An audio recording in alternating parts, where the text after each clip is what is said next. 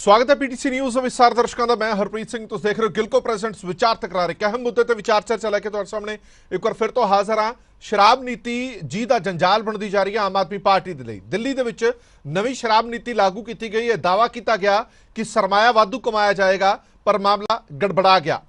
जदों मामले की तहकीकात सीबीआई के हवाले की गई तो जल्दबाजी दे विच कह लो सरकार ने वो पॉलिसी वापस लैके नवी जी पुरानी पॉलिसी सी उसनूं लागू कर दिता, पर सीबीआई ने परचा दर्ज कर लिता और एक दावा किया कि इस दे विच करोड़ों रुपया का हेर-फेर घोटाले हुए ने, जिस दे विच कैबिनेट मंत्री मनीष सिसोदिया सने होर लोगों के नाम ने जिहड़े दर्ज किए गए। दूजे पासे आम आदमी पार्टी कह रही है कि सरकार नूं, केंद्र की सरकार नूं हजम नहीं हुंदा कि जदों भी कोई चंगा काम करता है, जदों भी कोई ईमानदार, खास तौर पर कट्टड़ ईमानदार कोई मंत्री काम करता है तो केंद्र की सरकार को हजम नहीं होंदा, इस करके वो सारियां कार्रवाइयां कीतियां जा रही ने। गल सिर्फ दिल्ली तक ही सीमित नहीं रही, हुण इसकी गूंज पंजाब दे विच भी गूंजण लग पई है। दरअसल जिहड़ी पॉलिसी दिल्ली दे विच पहले लागू की गई सी, उही पॉलिसी पंजाब दे विच लागू की गई और यह दावा किया गया कि इत्थे मालिया पिछले सालों नालों, पिछली पॉलिसी नालों वाधू कमाया जाएगा। हालांकि जिहड़े पुराने ठेकेदार ने उन्होंने ये मसला जिहड़ा हाई कोर्ट दे विच भी चुक्या गया कि जिहड़े छोटे ठेकेदार ने वो बिल्कुल खत्म हो जाणगे। नवीं जिहड़ी पॉलिसी आबकारी पॉलिसी लिआंदी गई है, एक्साइज पॉलिसी लिआंदी गई है, वो वड्डे ठेकेदारां दे लई ते कॉरपोरेट घराणिਆਂ दे लिआंदी गई है, जिन्हां तो कमीशन दे एवज दे विच सरकार मोटा मुनाफा, मोटी कमाई कर रही है। इस मसले की भी जांच होनी चाहिए। आज श्रोमणी अकाली दल के प्रधान सुखबीर सिंह बादल होरां ने भी प्रेस कॉन्फ्रेंस करके दावा किया है कि जो घोटाला, जो कपला दिल्ली दे विच होया, उही सेम घोटाला, उही सेम कपला पंजाब दे विच भी होया है। 500 करोड़ रुपए तक का दावा किया जा रहा है कि इस पूरी एक्साइज पॉलिसी दे विच घोटाला होया और इसकी जांच उन्होंने डिमांड की है। जिवें दिल्ली की एक्साइज पॉलिसी की जांच जी सीबीआई कर रही है, इस एक्साइज पॉलिसी की भी जांच जी सीबीआई करे। गवर्नर को मिलने की भी गल की उन्होंने और बहुत सारे फैक्ट एंड फिगर्स ने जो अज उन्होंने मीडिया के सामने रखे। ग्राफिक के जरिए तुहानूं दिखाने कि दावा किया जा रहा है, फिर चर्चा को अगे लैके जावांगे। मान सरकार ते गंभीर इल्जाम श्रोमणी अकाली दल वालों लाए गए हैं। उन्होंने ये कह के एक्साइज पॉलिसी है जी ये सरासर झूठ का पलंदा है। दिल्ली की शराब पॉलिसी को हूबहू पंजाब दे विच लागू करके 500 करोड़ रुपए का घोटाला किया है, यह दावा किया जा रहा है। दिल्ली दे विच डिप्टी सीएम सिसोदिया के घर बैठ के बनाई गई पंजाब की शराब पॉलिसी, ये वड्डा एलीगेशन लगाया गया। पंजाब के एक्साइज और टैक्सेशन अफसरां ने सिसोदिया वालों की हुई बैठक के हिस्सा लिया। मंत्री है दिल्ली का और अफसर ने पंजाब के मीटिंग के हिस्सा लिया। दिल्ली के सीबीआई की रडार हेठ आईयां 2 कंपनियों को L1 के लाइसेंस दे के पंजाब लिया गया। वो कंपनियां जिन्हों पर परचे दर्ज हो गए हैं उन्होंने L1 के लाइसेंस दिते गए। दोहां कंपनियों का मुनाफा 5 तो सीधा ही 10% कर दिता गया, डबल कर दिता गया जो मुनाफा सीगा। और दावा यह किया जा रहा है कि वधाया गया 5% मुनाफा रिश्वत के तौर पर वापस लिया गया। ये एलीगेशन, ये गंभीर एलीगेशन ने जिहड़े लगाए गए हैं अकाली दल वालों। सीबीआई जांच की मंग नूं लैके राजपाल नूं अकाली दल का वफद मिलेगा कि इस मसले की जिवें दिल्ली दे विच सीबीआई जांच चल रही है, पंजाब दे विच भी सीबीआई जांच कराई जाए। 5 महीनों के अंदर सब तो वड्डा घोटाला आम आदमी पार्टी की सरकार ने किया है। जो पंजाब की एक्साइज पॉलिसी बनाई गई, इन्होंने कंडीशनां चेंज करके अपने बंदियां नूं L1 देने वास्ते कंडीशनां ऐजियां पातियां। पहली गल तो सारे बाहर कढ़ते जिहड़े पुराने L1 जिहड़े 30 40 साल दे पंजाब विच जो बिजनेस करते सी, सारिਆਂ ਨੂੰ कढ़ दिता। किवें कढ़िया? एक तो कहता कि मैन्युफैक्चरर L1 नहीं लै सकता, दूजा कहता रिटेलर L1 नहीं लै सकता, फिर कहता जिहदी 30 करोड़ तो वध टर्नओवर होए पिछले 3 साल लगातार घट होगी वो नहीं लै सकता, वो उत्ते चाहिए है। तो वड्डी गल इन्होंने कहा कि एक L1 एक कंपनी कल एक L1 इशू करूगी एंड वो भी L1 इन्हों के कहन ते जिन्होंने देना है उन्होंने दिता जाऊगा। 2 कंपनियां हिंदुस्तान च है, एक है ब्रिंडको नहीं अपनी सॉरी डियाजो जिहदे कोले ते दूजी हैगी परनो। सो पूरे पंजाब की जिहड़े जिन्ने भी रिटेलर दुकानां पंजाब दीयां जिन्नियां भी हैं, जे उन्होंने कोई भी आ ब्रांड लेना, किंगफिशर लेना, उन्होंने ब्रिंडको कोले जाना पऊगा। वो दसूगा किस रेट ते मैं देनी है। मोनोपली एक्सक्लूसिव एक बंदे नूं करता। दिल्ली का बंदा मेहरा फैमिली है, दिल्ली की अनंत वाइन्स, उन्होंने आ देता। सो 2 बंदियां कोले पूरे पंजाब का 2 बंदियां कोले मोनोपली देती ਜਿਹੜੀ ਉਹ ਸਪਲਾਈ ਮੋਨੋਪੋਲੀ ਤਾਂ ਸਮਝ ਲਓ ਇੱਕ ਬੰਦੇ ਕੋਲੇ ਜਿਹੜਾ ਬ੍ਰਾਂਡ ਹੈ ਉਹਦੇ ਕੋਲੇ ਹੈ, ਦੂਜੇ ਬ੍ਰਾਂਡ ਇੱਕ ਬੰਦੇ ਕੋਲੇ ਹੈ। ਜਿੰਨੇ ਰਿਟੇਲਰ ਆ ਜਿਹੜਾ ਪੰਜਾਬ ਜੋ ਰੇਟ ਉਹ ਕਹਿਣਗੇ ਉਹ ਰੇਟ ਤੇ ਇਹਨਾਂ ਨੂੰ ਚੱਕਣਾ ਪੈਣਾ। ਜਿੰਨੇ ਐਲਮਨ ਆਪਣੇ ਪਹਿਲੇ ਚੱਲਦੇ ਰਹੇ ਆ ਉਹਨਾਂ ਦਾ ਪ੍ਰੋਫਿਟ ਮਾਰਜਨ ਗਵਰਨਮੈਂਟ ਨੇ ਫਿਕਸ ਕੀਤਾ ਸੀ 5%। ਪਿਛਲੇ 40 ਸਾਲ ਦਾ ਦੇਖ ਲਓ ਤੁਸੀਂ। ਇਹਨਾਂ ਦੀ ਸਰਕਾਰ ਨੇ ਕੀ ਕੀਤਾ, ਆ ਜਿਹੜੀ ਆਪਣੀ ਆਮ ਆਦਮੀ ਪਾਰਟੀ ਦੀ ਸਰਕਾਰ ਨੇ ਕੀਤਾ, 5% ਨੂੰ ਵਧਾ ਦਿੱਤਾ, 10% ਕਰਤਾ। ਆ ਦੋ ਬੰਦਿਆਂ ਵਾਸਤੇ ਤਕਰੀਬਨ 500 ਕਰੋੜ ਰੁਪਇਆ ਵਾਪਸ ਇਹਨਾਂ ਨੇ ਇਸ ਸਾਲ ਇਹਨਾਂ ਦੋ ਕੰਪਨੀਆਂ ਤੋਂ ਲੈਣਾ। ਆ ਬ੍ਰੈਂਡਕੋ ਤੇ ਅਮਨਟਾ ਜਿਹੜੇ ਹੈਗਾ ਅਨੰਤ ਵਾਹਿੰਸ ਵਾਲੇ ਦੋ ਬੰਦਿਆਂ ਤੋਂ, ਜਿਹਨੂੰ ਸਾਰੀ ਮੋਨੋਪੋਲੀ ਦਿੱਤੀ। ਪਹਿਲੇ ਜੋ ਪਾਲਿਸੀ ਬਣਨੀ ਸੀ, ਪਹਿਲੇ ਰਾਘਵ ਚੱਡਾ ਮੀਟਿੰਗ ਕਰਦਾ ਸੀ। ਮੀਟਿੰਗ ਹਾਇਟ ਹੋਟਲ ਚੰਡੀਗੜ੍ਹ ਹੈ, ਹਾਇਟ ਚੰਡੀਗੜ੍ਹ ਦੇ 5ਵੇਂ ਫਲੋਰ ਤੇ ਸਵੀਟ ਹੈ, ਜਿੱਥੇ ਮੀਟਿੰਗਾਂ ਹੁੰਦੀਆਂ ਸੀ ਸਾਰੇ ਬੰਦਿਆਂ ਨਾਲ ਤੇ ਅਫਸਰਾਂ ਨਾਲ, ਸਾਰਿਆਂ ਨਾਲ। ਉਹਦੇ ਬਾਅਦ ਜਦੋਂ ਰਫ ਪਲਾਨ ਬਣ ਗਿਆ, ਫਿਰ ਉਹਦੇ ਬਾਅਦ ਮੀਟਿੰਗਾਂ ਹੋਈ ਦਿੱਲੀ ਮੀਟਿੰਗ ਜਿਹੜੀ ਹੋਈ ਉਹ ਹੋਈ, ਪਹਿਲੀ ਮੀਟਿੰਗ ਹੋਈ ਉੱਥੇ 30 ਮਈ ਨੂੰ 4 ਵਜੇ ਸ਼ਾਮ ਨੂੰ ਡਿਪਟੀ ਸੀਐਮ ਸਿਸੋਦੀਆ ਦੇ ਘਰੇ ਮੀਟਿੰਗ ਕਰਾਈ ਗਈ। ਉਸ ਮੀਟਿੰਗ 'ਚ ਕੌਣ ਸੀ? ਡਿਪਟੀ ਸੀਐਮ ਸਿਸੋਦੀਆ, ਰਾਘਵ ਚੱਡਾ, ਕਿਉਂਕਿ ਉਹ ਪਹਿਲੇ ਸਾਰੇ ਪਲੈਨਿੰਗ ਇੱਥੇ ਹਾਈਟ 'ਚ ਰਹਿ ਕੇ ਕਰ ਰਿਹਾ ਸੀ, ਵਿਜੇ ਨਾਇਰ, ਇਹਨਾਂ ਦਾ ਜਿਹੜਾ ਹੁਣ ਅੱਜ ਕੱਲ੍ਹ ਭੱਜਿਆ ਫਿਰਦਾ ਸੀਬੀਆਈ ਉਹਦੇ ਮਗਰ ਵੀ ਆ, ਉਹ ਦੇਸ਼ ਛੱਡ ਕੇ ਭੱਜ ਗਿਆ। ਇਹਨਾਂ ਦਾ ਕਰਤਾ ਧਰਤਾ ਆਮ ਆਦਮੀ ਪਾਰਟੀ ਦਾ ਕਲੈਕਸ਼ਨ ਪੁਆਇੰਟ, ਪੈਸੇ ਦਾ ਕਲੈਕਸ਼ਨ ਪੁਆਇੰਟ ਜਿਹੜਾ ਵਿਜੇ ਨਾਇਰ ਹੈ, ਉਹ ਵਿਜੇ ਨਾਇਰ। ਉਹਦੇ ਬਾਅਦ ਪੰਜਾਬ ਵਿੱਚੋਂ ਕੌਣ ਸੀ? ਫਾਈਨੈਂਸ਼ੀਅਲ ਕਮਿਸ਼ਨਰ ਟੈਕਸੇਸ਼ਨ ਉੱਥੇ ਸੀ, ਐਕਸਾਈਜ਼ ਕਮਿਸ਼ਨਰ ਟੈਕਸੇਸ਼ਨ ਉੱਥੇ ਸੀ, ਉਹ ਜਿਹੜੇ ਬਾਕੀ ਅਫਸਰ ਇੱਥੋਂ ਉੱਥੇ ਸੀ। ਜਿਹੜੇ ਬਾਹਰਲੇ ਬੰਦੇ ਕੰਪਨੀਆਂ ਬੁਲਾਏ ਸੀ ਜਿਨ੍ਹਾਂ ਨੇ ਡੀਲ, ਉਹਨਾਂ ਦੇ ਨਾਮ ਮੀਟਿੰਗ 'ਚ ਦੱਸੇ ਨਹੀਂ ਕੌਣ ਉਹ ਬੰਦੇ ਆ। ਇੱਕ ਦਾ ਨਾਮ ਰੱਖਿਆ ਸੀ ਮੈਂਗੋ, ਇੱਕ ਦਾ ਨਾਮ ਰੱਖਿਆ ਸੀ ਕੰਬਰ। ਉਹ ਜਿਹੜਾ ਸੋਸੀਏ ਦੱਸਦਾ ਸੀ ਹੁਣ ਮੈਂਗੋ ਗੱਲ ਕਰੂਗਾ, ਹੁਣ ਕਿਊਕੰਬਰ ਗੱਲ ਕਰੂਗਾ। ਆ ਸੋਚਦੇ ਕਿ ਇਹਨਾਂ ਨੂੰ ਪਤਾ ਲੱਗੇ ਕਿ ਦੂਜਾ, ਆ ਸੋਚਦੇ ਇੰਨਾ ਸੀਕ੍ਰੇਟ ਅਸੀਂ ਰੱਖਾਂਗੇ ਕਿ ਬੰਦੇ ਪਤਾ ਲੱਗੇ ਕੌਣ ਹੈ। ਤੁਸੀਂ ਸਿਸੋਦੀਆ ਦੀ ਅੱਜ ਸਾਰੇ ਅਫਸਰਾਂ ਦੀ ਕਾਲ ਡਿਟੇਲ ਘਟਾ ਲਓ, ਲੋਕੇਸ਼ਨ ਘਟਾ ਲਓ। 30 ਮਈ ਇਸ ਸਾਲ 30 ਤਰੀਕ ਮਈ ਨੂੰ 4 ਵਜੇ ਆ ਡਿਪਟੀ ਸੀਐਮ ਦੇ ਡਰਾਇੰਗ ਰੂਮ 'ਚ ਮੀਟਿੰਗ ਹੋ ਰਹੀ ਹੈ। ਉਹਦੇ ਬਾਅਦ ਸੈਕਿੰਡ ਫਾਈਨਲਾਈਜੇਸ਼ਨ ਵਾਸਤੇ ਮੀਟਿੰਗ ਫਿਰ ਤੋਂ ਹੋਈ 6 ਜੂਨ ਨੂੰ ਸਿਸੋਦੀਆ ਦੇ ਘਰੇ। 8 ਜੂਨ ਨੂੰ ਹੋਈ। ਉੱਥੇ ਵੀ ਦਿੱਲੀ ਉਹੀ ਬੰਦੇ, ਅਮਨ ਢੱਲ ਜਿਹਦਾ FCBI ਦਾ ਕੇਸ ਉਹ ਹੀ ਇੱਥੇ ਹੈ, ਉਵੇਂ ਅਨੰਤ ਮਾਈਨ, ਆ ਸਾਰੇ ਬੰਦੇ ਆ।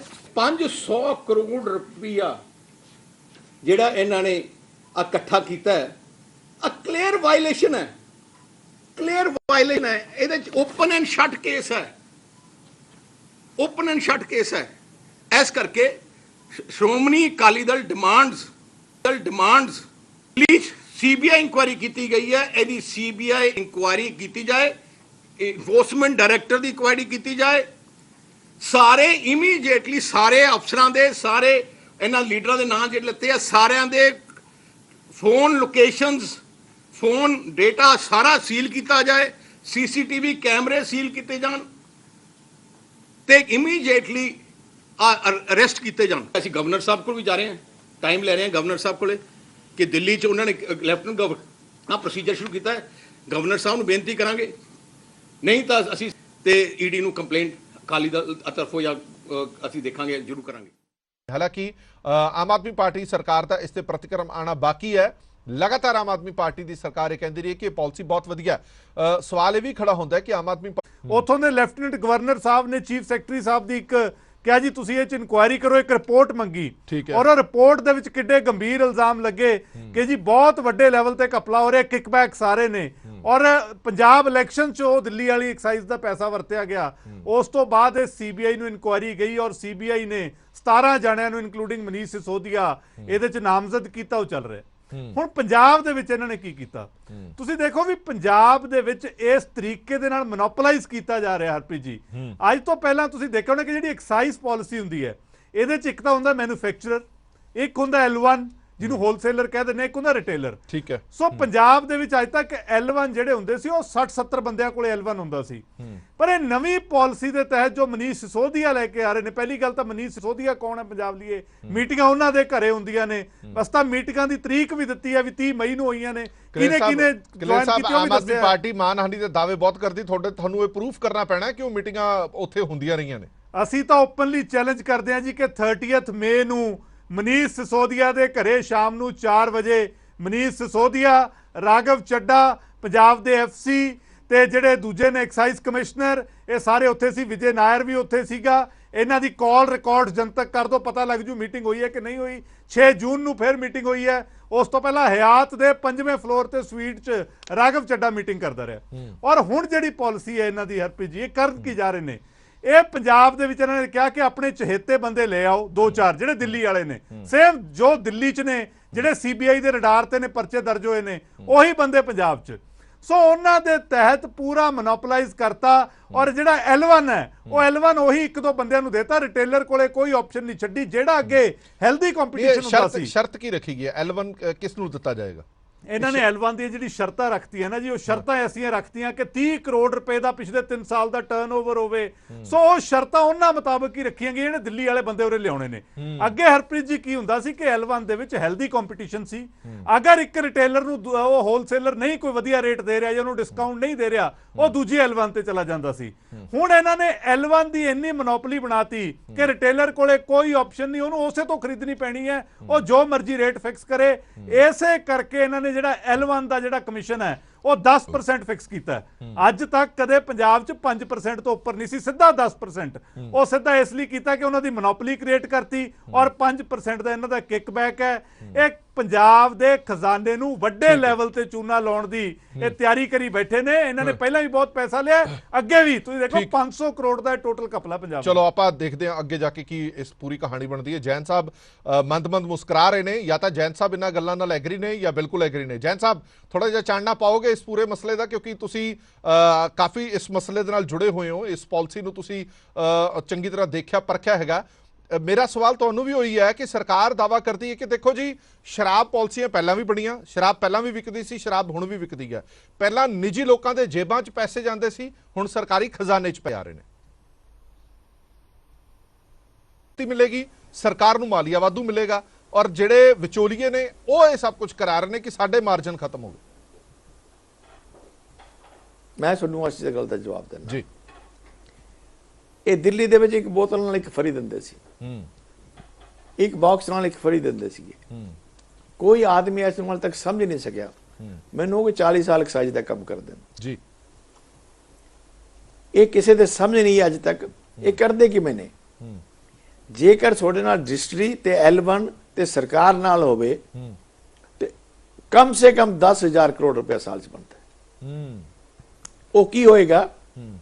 ਪੰਜਾਬ ਲਿਕਰ ਸਸਤੀ ਹੋਏਗੀ, ਹਰਿਆਣਾ, ਰਾਜਸਥਾਨ ਤੇ ਹਿਮਾਚਲ ਵਾਲੇ ਲੋਕ ਉਤੋਂ ਖਰੀਦਣਗੇ। ਇਹ ਪੰਜਾਬ ਦਾ ਨਹੀਂ, ਇਹ ਹਰਿਆਣੇ ਦਾ, ਰਾਜਸਥਾਨ ਦਾ ਤੇ ਹਿਮਾਚਲ ਦਾ ਰੈਵਨਿਊ ਲੈ ਜਾਣਗੇ ਸਾਰਾ।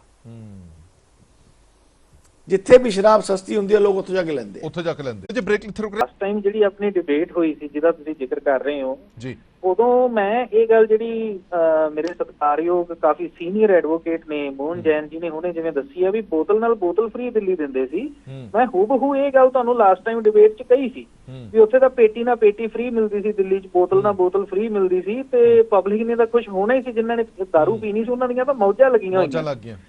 ਤੇ ਜੋ ਇਹਨਾਂ ਨੇ ਪੰਜਾਬ ਦੇ ਵਿੱਚ ਉਹ policy word to word implement ਕਰਤੀ, ਔਰ ਜੋ ਅੱਜ ਮਾਨਯੋਗ ਬਾਦਲ ਸਾਹਿਬ ਨੇ ਸਵਾਲ ਚੱਕੇ ਨੇ, ਮੈਂ ਇਹ ਸਵਾਲ ਹਰ ਆਪਣੀ ਇੰਟਰਵਿਊ 'ਚ, ਹਰ ਪ੍ਰੈਸ ਕਾਨਫਰੰਸ 'ਚ ਪਿਛਲੇ 2 ਮਹੀਨਿਆਂ ਤੋਂ ਦੁਹਰਾ ਰਿਹਾ ਹਾਂ। ਇਹ ਸਾਰੇ ਮੁੱਦੇ ਮੈਂ ਚੱਕ ਰਿਹਾ ਹਾਂ ਵੀ ਇਹ ਜਿਹੜੀ ਪਾਲਿਸੀ ਹੈ ਇਹ ਦਿੱਲੀ ਦੇ ਡਿਪਟੀ CM ਦੇ ਘਰ ਬੈਠ ਕੇ ਬਣੀ ਹੈ। ਪੰਜਾਬ ਦੇ ਕਿਸੇ ਵੀ ਆਫਿਸਰ ਤੋਂ, ਕਿਸੇ ਵੀ ਬੰਦੇ ਤੋਂ ਫੀਡਬੈਕ ਲਿਆ ਨਹੀਂ ਗਿਆ।